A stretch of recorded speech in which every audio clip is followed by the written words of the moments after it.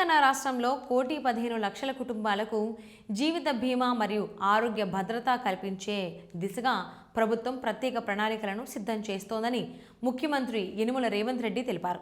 విద్య, వైద్యం, వ్యవసాయం వంటి కీలక రంగాలను ప్రభుత్వం సవాల్గా స్వీకరించిందని ఆయన పేర్కొన్నారు. పేదలకు నాణ్యమైన విద్య, వైద్య సేవలు అందిస్తే రాష్ట్రంలోని చాలా సమస్యలకు పరిష్కారం లభిస్తుందని సీఎం అభిప్రాయపడ్డారు. హైదరాబాద్లోని కోకాపేట్ ఫినాన్షియల్ డిస్ట్రిక్ట్ ప్రాంతంలో కొత్తగా నిర్మించిన కార్పొరేట్ ఆసుపత్రిని ప్రారంభించిన సందర్భంగా ఆయన ఈ వ్యాఖ్యలు చేశారు. మహిళలు ఎక్కువగా ఆరోగ్య సమస్యలు ఎదుర్కొంటున్న నేపథ్యంలో రాష్ట్రంలోని సుమారు 65 లక్షల స్వయం సహాయక మహిళా సంఘాల సభ్యులకు డిజిటల్ హెల్త్ కార్డులు జారీ చేసే కార్యక్రమాన్ని ప్రారంభించామని తెలిపారు.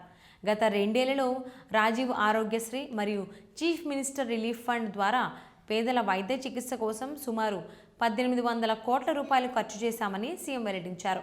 అలాగే ఉస్మానియా జనరల్ హాస్పిటల్ ఆధునీకరణతో పాటు వరంగల్, అల్వాల్, ఎల్బీనగర్, సనత్ నగర్ ప్రాంతాల్లో Telangana institute of medical sciences ఆసుపత్రుల నిర్మాణానికి దాదాపు 10,000 కోట్ల రూపాయలు ఖర్చు చేస్తున్నామని తెలిపారు. ఈ ప్రాజెక్టులు పూర్తయితే అదనంగా 10,000 పడకల వైద్య సదుపాయాలు అందుబాటులోకి వస్తాయని చెప్పారు. విద్యా రంగంలో కూడా మార్పులు తీసుకురావడానికి ప్రభుత్వం చర్యలు చేపట్టిందని ఆయన అన్నారు. ప్రపంచ స్థాయిలో పోటీ పడాలంటే విద్యార్థుల్లో నైపుణ్యాలు పెంపొందించడం అత్యవసరమని వ్యాఖ్యానించారు. ఈ దిశగా నర్సరీ నుంచి ఇంటర్మీడియట్ వరకు నాణ్యమైన విద్య అందించేందుకు తెలంగాణ పబ్లిక్ స్కూల్ సిస్టమ్ అనే విధానాన్ని ప్రవేశపెడుతున్నట్లు తెలిపారు. వచ్చే విద్యా సంవత్సరం నుంచి నర్సరీ నుంచి 12వ తరగతి వరకు పాఠశాల విద్యను ఒకే వ్యవస్థలోకి తీసుకురానున్నట్లు వెల్లడించారు.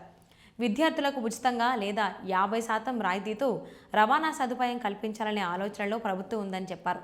ఇంజనీరింగ్ పట్టభద్రులు ప్రపంచంతో పోటీ పడాలంటే నైపుణ్యాలు కీలకమని, ప్రస్తుతం స్కిల్స్ లోపం కారణంగా ప్రతి సంవత్సరం సుమారు 1,10,000 ఇంజనీరింగ్ గ్రాడ్యుయేట్లు పోటీ చేయలేని పరిస్థితి ఏర్పడుతోందని సీఎం పేర్కొన్నారు.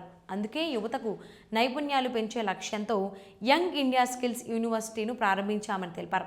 అలాగే టాటా కన్సల్టెన్సీ సర్వీసెస్ సహకారంతో పాత ఐఐటీలను అడ్వాన్స్డ్ ట్రైనింగ్ సెంటర్లుగా అభివృద్ధి చేస్తున్నామని, తదుపరి దశలో పాలిటెక్నిక్ కళాశాలను కూడా ఈ విధానాల్లోకి తీసుకురానున్నామని చెప్పారు. అదేవిధంగా కార్పొరేట్ ఆసుపత్రుల్లో పనిచేస్తున్న వైద్యులు సామాజిక బాధ్యతగా సంవత్సరంలో కనీసం 1 నెల పాటు ప్రభుత్వ ఆసుపత్రుల్లో సేవలందించాలని సీఎం సూచించారు.